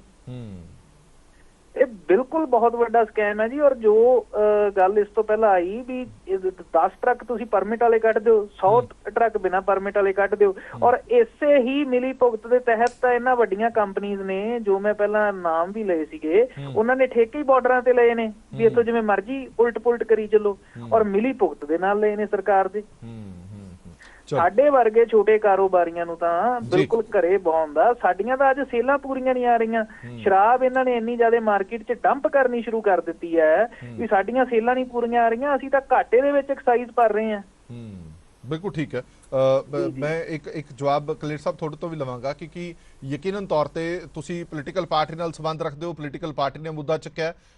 ਆਮ ਆਦਮੀ ਪਾਰਟੀ ਇਹ ਕਹੇਗੀ ਕਿ ਇੱਕ ਪੋਲੀਟੀਕਲ ਏਜੰਡਾ ਹੈਗਾ, ਇਹ ਸਿਆਸੀ ਬਦਲਾਖੋਰੀ ਹੈਗੀ ਹੈ, ਇਹਦੇ ਵਿੱਚ ਤੱਥ ਤੇ ਕੁਝ ਨਹੀਂ ਹੈਗੇ, ਕੁਝ ਆਧਾਰ ਨਹੀਂ ਹੈਗਾ। ਹੁਣ ਸਵਾਲ ਇਹ ਖੜਾ ਹੁੰਦਾ ਕੀ ਤੁਹਾਨੂੰ ਲੱਗਦਾ ਹੈ ਕਿ ਜਿਵੇਂ LG ਸਾਹਿਬ ਨੇ ਉੱਥੇ ਆਰਡਰ ਕੀਤੇ ਕਿ CBI ਜਾਂਚ ਕਰੇ, ਇੱਥੇ ਤੁਹਾਨੂੰ ਗਵਰਨਰ ਸਾਹਿਬ ਤੋਂ ਉਮੀਦ ਹੈਗੀ ਹੈ? ਤੁਸੀਂ ਕਹਿ ਰਹੇ ਹੋ ਕਿ ਗਵਰਨਰ ਸਾਹਿਬ ਨੂੰ ਵੀ ਅਸੀਂ ਮਿਲਾਂਗੇ। ਹਰਪ੍ਰੀਤ ਜੀ, ਇਹ ਨਾ ਓਪਨ ਐਂਡ ਸ਼ਟ ਕੇਸ ਹੈ। ਮੈਂ ਬੜੇ ਸਪਸ਼ਟ ਤੌਰ ਤੇ ਕਹਿਣਾ, ਦੇਖੋ ਮੋਟਾ ਆਪਾਂ ਗੱਲ ਕਰਦੇ ਹਾਂ। ਮਨੀਸ਼ ਸਿਸੋਦੀਆ, ਕੇਜਰੀਵਾਲ ਨੇ ਦਿੱਲੀ ਦੀ ਪਾਲਿਸੀ ਬਣਾਈ, ਗਵਰਨਰ ਸਾਹਿਬ ਨੇ CBI ਨੂੰ ਇਨਕੁਆਇਰੀ ਮਾਰਕ ਕਰਤੀ, 1 ਮਿੰਟ ਦੇ ਵਿੱਚ ਉਹ ਪਾਲਿਸੀ ਵਾਪਸ ਲੈ ਲਈ, 12 ਤੋਂ 6% ਤੇ ਆਏ। ਅਗਰ ਉਹ ਸਹੀ ਸੀ ਤਾਂ ਇਹ ਰੋਲ ਬੈਕ ਨਾ ਕਰਦੇ। ਔਰ ਸੇਮ ਉਹੀ ਕੁਝ ਪੰਜਾਬ ਦੇ ਵਿੱਚ ਹੈ। ਤੁਸੀਂ ਦੇਖੋ ਵੀ ਪੰਜਾਬ ਦੇ ਵਿੱਚ ਜਿਹੜੀਆਂ ਮੀਟਿੰਗਾਂ ਨੇ, ਹਰਪ੍ਰੀਤ ਜੀ ਤੁਹਾਨੂੰ ਯਾਦ ਹੋਣਾ ਕਿ ਅੱਜ ਤੋਂ 2 ਮਹੀਨੇ ਪਹਿਲਾਂ ਸਾਡੀ ਪੰਜਾਬ ਗਵਰਨਮੈਂਟ ਭੱਜੀ ਗਈ ਸੀ ਭਗਵੰਤ ਮਾਨ ਸਾਹਿਬ ਕਿ ਦਿੱਲੀ ਨਾਲ ਨੌਲੇਜ ਸ਼ੇਅਰਿੰਗ ਐਗਰੀਮੈਂਟ ਕਰਨਾ ਹੈ। ਇਹ ਨੌਲੇਜ ਸ਼ੇਅਰਿੰਗ ਐਗਰੀਮੈਂਟ ਨਹੀਂ ਕਰਨਾ ਸੀ, ਇਹ ਲੁੱਟਣ ਦਾ ਐਗਰੀਮੈਂਟ ਕਰਕੇ ਆਏ ਨੇ। ਹੁਣ ਪਹਿਲਾਂ ਤਾਂ ਮੀਟਿੰਗਾਂ ਕੀਤੀਆਂ ਰਾਘਵ ਚੱਡੇ ਨੇ ਹਯਾਤ ਹੋਟਲ ਦੇ 5th ਫਲੋਰ ਤੇ। ਮੈਂ ਫੇਰ ਚੈਲੰਜ ਕਰਦੇ ਹਾਂ, ਸ਼੍ਰੋਮਣੀ ਅਕਾਲੀ ਦਲ ਚੈਲੰਜ ਕਰਦਾ ਕਿ ਉੱਥੇ ਮੀਟਿੰਗਾਂ ਹੋਈਆਂ। ਫਿਰ 30 ਮਈ ਨੂੰ ਸਿਸੋਦੀਆ ਸਾਹਿਬ ਦੇ ਘਰੇ ਸ਼ਾਮ ਨੂੰ 5 ਵਜੇ, ਜਿਹ 'ਚ ਮਨੀਸ਼ ਸਿਸੋਦੀਆ, ਰਾਘਵ ਚੱਡਾ, ਇਹਨਾਂ ਦਾ ਵਿਜੇ ਨਾਇਰ ਜਿਹੜਾ ਹੁਣ ਭੱਜਿਆ ਹੋਇਆ ਕਿਉਂਕਿ ਸਾਰਾ ਪੈਸੇ ਦਾ ਕਰਤਾ ਧਰਤਾ ਉਹੀ ਹੈ, ਫਿਰ FC ਸਾਹਿਬ ਹੋ ਗਏ, ਫਿਰ ਜਿਹੜੇ ਕਮਿਸ਼ਨਰ ਹੈ ਐਕਸਾਈਜ਼ ਦੇ, ਇਹ ਸਾਰੇ ਬੰਦਿਆਂ ਦੀ, ਔਰ ਫਿਰ 6 ਜੂਨ ਨੂੰ ਇਹ ਫਾਈਨਲਾਈਜ਼ ਹੋਈ। ਹੁਣ ਮੋਟੀ ਗੱਲ ਹਰਪ੍ਰੀਤ ਜੀ ਇਹ ਹੈ ਕਿ 2 ਜਿਹੜੇ ਵੱਡੇ ਨੇ, ਇੱਕ ਆ ਬ੍ਰਿੰਡਕੋ ਹੋ ਗਿਆ, ਇੱਕ ਅਨੰਤ ਵਾਈਨਸ ਹੋ ਗਿਆ, ਇਹਨਾਂ ਨੂੰ ਪੰਜਾਬ ਸਾਰਾ ਸਮਾਤਾ। ਔਰ ਕੁਝ ਹੋਰ ਬੰਦੇ ਜਿਹੜੇ ਕੇਜਰੀਵਾਲ ਦੇ ਚਹੇਤੇ ਦਿੱਲੀ ਵਾਲੇ ਬੰਦੇ ਉਰੇ ਆਏ ਨੇ, ਦਿੱਲੀ ਦੇ ਪਰਚਿਆਂ 'ਚ ਉਹਨਾਂ ਦੇ ਨਾਂ ਨੇ। ਇਹਨਾਂ ਲਈ ਤਾਂ ਤੁਸੀਂ ਦੇਖੋ ਵੀ ਫਿਕਸਡ ਪ੍ਰੋਫਿਟ ਕਰਤਾ 10%, ਰਿਟੇਲਰ ਲਈ ਕਿਉਂ ਨਹੀਂ? ਤੁਸੀਂ 10% ਦਾ ਫਿਕਸ ਪ੍ਰੋਫਿਟ ਫਿਰ ਰਿਟੇਲਰ ਲਈ ਕਿਉਂ ਨਹੀਂ ਰੱਖਿਆ? ਕਿਉਂਕਿ ਮੋਨੋਪਲੀ ਇਹਨਾਂ ਦੇ ਆਪਣੇ ਬੰਦਿਆਂ ਦੀ ਹੈ, ਕਿਕਬੈਕਸ ਉਹਨਾਂ ਨੇ ਦੇਣੇ ਨੇ, ਇਸ ਲਈ ਉਹਨਾਂ ਨੂੰ ਸਾਰਾ ਕੁਝ ਸਮਾ ਕੇ ਇਹ ਪੰਜਾਬ ਨੂੰ ਬਹੁਤ ਵੱਡਾ ਖੋਰਾ ਲਾਇਆ ਜਾ ਰਿਹਾ ਹੈ। ਸੋ ਅਸੀਂ ਗਵਰਨਰ ਸਾਹਿਬ ਨੂੰ ਮਿਲਾਂਗੇ ਔਰ ਉਹਨਾਂ ਨੂੰ ਬੇਨਤੀ ਕਰਾਂਗੇ ਕਿ ਜਿੱਦਾਂ ਦਿੱਲੀ ਦੇ ਲੈਫਟੀਨੈਂਟ ਗਵਰਨਰ ਨੇ CBI ਨੂੰ ਇਨਕੁਆਇਰੀ ਮਾਰਕ ਕੀਤੀ ਹੈ, ਤੁਸੀਂ ਵੀ ਸੇਮ ਇੱਕ CBI ਨੂੰ ਇਨਕੁਆਇਰੀ ਮਾਰਕ ਕਰਕੇ ਇਹ ਸਾਰੀ ਇਨਵੈਸਟੀਗੇਸ਼ਨ ਹੋਣੀ ਚਾਹੀਦੀ ਹੈ। ਔਰ ਇਹ ਦੋਨੋਂ ਸੂਬਿਆਂ ਦੀ ਜਿਹੜੀ ਕੇਜਰੀਵਾਲ, ਭਗਵੰਤ ਮਾਨ, ਰਾਘਵ ਚੱਡਾ, ਇਹਨਾਂ ਨੇ ਮਿਲ ਕੇ ਲੁੱਟ ਕੀਤੀ ਹੈ, ਔਰ ਸਿਸੋਡੀਆ ਤਾਂ ਮੇਨ ਹੀ ਹੈ ਉਹਦੇ 'ਚ, ਇਹਦਾ ਪੂਰਾ ਹਿਸਾਬ ਹੋਣਾ ਪਊਗਾ। ਕਲੀਅਰ ਸਾਹਿਬ, ਜਾਣਕਾਰੀ ਇਹ ਵੀ ਮਿਲ ਰਹੀ ਹੈ ਕਿ ਦਿੱਲੀ ਵਾਲੇ ਮਸਲੇ ਦੇ ਵਿੱਚ ਹੀ ਇਨਕੁਆਇਰੀ ਪੰਜਾਬ ਦੇ ਵਿੱਚ ਵੀ ਹੋ ਸਕਦੀ ਹੈ ਕਿਉਂਕਿ ਉਹਦੇ ਤਾਰ ਪੰਜਾਬ 'ਚ ਜੁੜ ਰਹੇ, ਐਵੇਂ ਦੀ ਵੀ ਕੋਈ ਜਾਣਕਾਰੀ ਹੈ?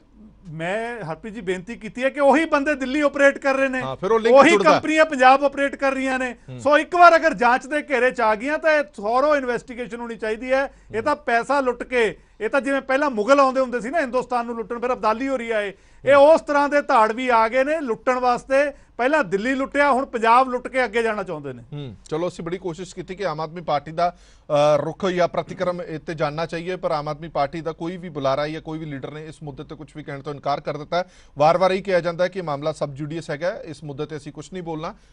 ਜੋ ਸਰਕਾਰਾਂ CBI ਜਾਂ ਜਾਂਚ ਏਜੰਸੀਆਂ ਕਰਨਗੀਆਂ ਉਹ ਸਾਨੂੰ ਮਨਜ਼ੂਰ ਹੈ, ਪਰ ਵਾਰ-ਵਾਰ ਜ਼ਰੂਰ ਕਿਹਾ ਜਾ ਰਿਹਾ ਕਿ ਅਸੀਂ ਕੱਟੜ ਇਮਾਨਦਾਰ ਹਾਂ। ਕੱਟੜ ਇਮਾਨਦਾਰੀ ਹੈ ਸਾਡੀ ਜਿਹੜੀ, ਉਹ ਪੋਲੀਟੀਕਲ ਪਾਰਟੀਆਂ ਤੋਂ ਬਰਦਾਸ਼ਤ ਨਹੀਂ ਹੋ ਰਹੀ, ਭਾਵੇਂ ਉਹ ਅਕਾਲੀ ਦਲ ਹੋਵੇ, ਭਾਜਪਾ ਹੋਵੇ ਜਾਂ ਫਿਰ ਕਾਂਗਰਸ ਹੋਵੇ। ਹੁਣ ਇਹ ਮਸਲਾ ਤਾਂ ਹੀ ਸੁਲਝਦਾ ਨਜ਼ਰ ਆਏਗਾ ਜੇ ਜਾਂਚ ਏਜੰਸੀਆਂ ਕੋਈ ਨਿਚੋੜ ਕੱਢਣਗੀਆਂ, ਕੁਝ ਦੱਸਣਗੀਆਂ ਕਿ ਇਸ ਮਸਲੇ ਦੇ ਵਿੱਚ ਕਿਹਦੀ ਸ਼ਮੂਲੀਅਤ ਰਹੀ ਹੈ। ਬਹੁਤ-ਬਹੁਤ ਧੰਨਵਾਦ ਸਾਰੇ ਮਹਿਮਾਨਾਂ ਦਾ ਇਸ ਪੂਰੀ ਵਿਚਾਰ ਚਰਚਾ ਦੇ ਲਈ। ਦੇਸ਼ ਦੁਨੀਆ ਦੀ ਬਾਕੀ ਖਬਰਾਂ ਲਈ ਬਣੇ ਰਹੋ PTC ਨਿਊਜ਼ ਨਾਲ। ਧੰਨਵਾਦ।